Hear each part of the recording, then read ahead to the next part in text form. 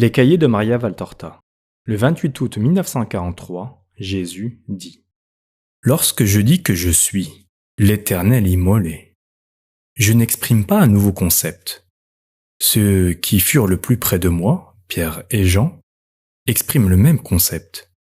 Tous ceux qui méditent sur les œuvres du Père, du Fils et de l'Esprit ne peuvent en avoir un autre. Parfois, vous vous étonnez que Dieu, sachant toutes choses dans son intelligence infinie, ait créé l'homme. Et vous vous demandez si Dieu savait ce que l'homme ferait. Oh oui, il le savait. Le Dieu unique en trois personnes n'ignore rien.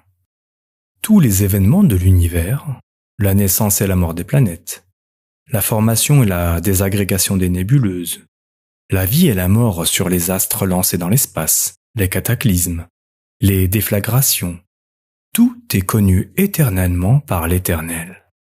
Et il connaît aussi éternellement tous les événements de la Terre, un des millions des mondes créés par Dieu, celui que vous connaissez bien car vous en êtes les habitants. Et il connaît éternellement tous les événements de l'être humain, en tant qu'habitant de la Terre. Avant qu'Adam ne fût, Dieu savait qu'Adam pécherait, et qu'après lui pécherait pendant des millénaires la race d'Adam. Pas un péché des humains, pas une vertu ne sont inconnues à notre sagesse, soit au moment où ils arrivent, soit dans un temps tellement anticipé qu'il n'a aucune commune mesure avec les limites de votre temps, en remontant les siècles des millénaires jusqu'au non-être du temps, à l'éternité. Pousse ton regard, ô Maria, dans notre éternité. Plonge-toi dans ce signe de Dieu.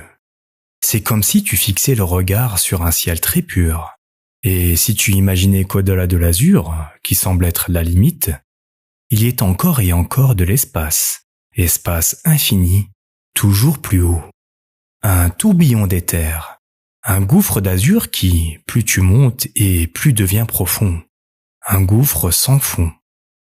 Son azur, qui pourtant est, n'est autre chose que son non-être en tant que substance consistante. Son azur consiste en d'incalculables millions de kilomètres d'éther dans lequel dansent les mondes créés par mon Père. Notre éternité est comme cela. Elle est. Quand commença-t-elle ? Jamais. Quand finira-t-elle ? Jamais. Combien de temps durera-t-elle ? Toujours. Depuis quand dure-t-elle ? Depuis toujours. Jamais. Toujours. Médite sur l'incommensurable puissance que contiennent ces deux petits mots appliqués à la perfection. Pas à votre toujours, relié à votre courte vie, lequel ne dure même pas le temps d'une vie. Pas votre jamais, sujet à de si rapides démentis. Mais notre toujours et notre jamais, qui ne connaissent aucune diminution et revêtent notre perfection.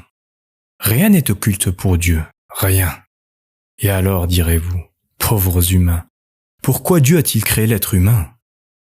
Oh, quel inutile pourquoi. Vous voudriez peut-être juger l'œuvre de Dieu, faire le procès de ses actions ? Quand vous serez dans la gloire, vous comprendrez tous les pourquoi mystérieux. Vous lirez, avec le regard de l'esprit libre, des pages que vous ignorez maintenant, que vous voulez en vain feuilleter maintenant, tombant ainsi, par votre futile orgueil de fourmis qui veulent percer une montagne de marbre, dans les erreurs les plus pernicieuses. Combien de mystères l'univers a encore pour vous ?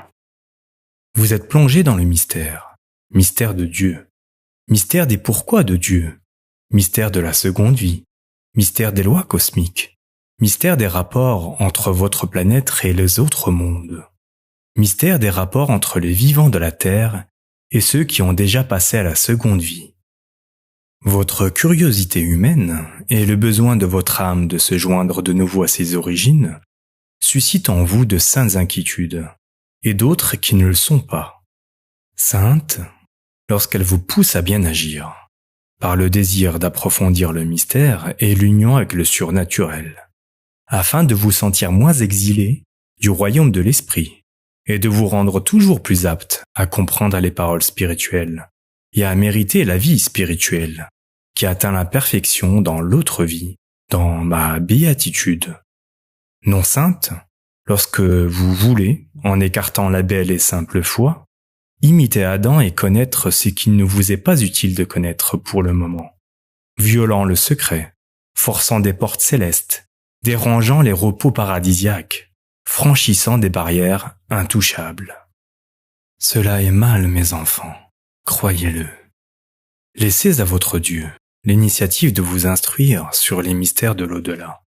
Il sait jusqu'à quel point il peut vous introduire dans le secret, qui réside au-delà de la mort. Fiez-vous à votre Père et Maître. Ne souhaitez pas irrespectueusement aller outre la frontière. Ne souhaitez pas plus que ce que Dieu veut. Ayez du respect. Que ceci vaille aussi pour tous ceux qui ne se contentent pas de ce que j'ai dit et qui veulent en savoir plus. Croyez-vous que si cela avait été souhaitable pour vous de savoir, j'aurais fait perdre la mémoire aux 3 ressuscités de l'Évangile? Et pourtant, pas un d'entre eux ne dit ce qu'il y a de l'autre côté. Même pas moi, Verbe du Père et sagesse infinie, ne vous ai révélé le mystère de la mort. Et d'autres dont la connaissance n'est point nécessaire à votre sanctification, mais au contraire lui nuit. Croire est plus haut que connaître. Croire, c'est aimer. Je le dis de nouveau. Croyez donc que si Dieu vous a créé, ce fut dans un élan d'amour. Croyez-le avec amour, afin de répondre à un tel amour. Et avec un septuple amour, croyez que je suis justement appelé l'Éternel immolé, car avant même que le temps ne fût, j'étais destiné à être immolé pour vous sauver. Mon holocauste n'a pas commencé avec ma vie corporelle. Non. Il était avant que je ne devinsse chair dans le sein de la Vierge. Il n'a pas commencé avec l'expulsion d'Adam. Non. Il était avant qu'Adam n'eût péché. Il n'a pas commencé quand le Père dit « Faisons l'être humain ». Non. Il était avant cette pensée créatrice. Cet holocauste, accompli par la 2e personne de notre Sainte Trinité, est comme une palpitation au centre du cœur éternel de notre être. Depuis toujours. Depuis toujours, comprends-tu? Éternel comme nous sommes éternels. Tout prévu et tout préordonné, éternellement. Je suis l'Éternel immolé, la victime éternelle, celui qui transfuse son sang en vous, pour vous guérir des maladies des fautes, celui qui, avec ce sang, vous ressoude à Dieu, celui qui vous donne toutes les certitudes de la foi et de l'espérance, et vous nourrit de sa charité, pour que vous puissiez croire, vivre en Dieu, vous sanctifier au moyen de la parole qui ne meurt pas, et qui ne permet pas que meure celui qui se nourrit d'elle. Croyez en moi, mes amis, et demandez-moi la grâce de croire toujours davantage. La lumière de la foi et celle de la charité vous permettront de voir toujours plus clairement votre Dieu, votre Jésus, dès cette vie.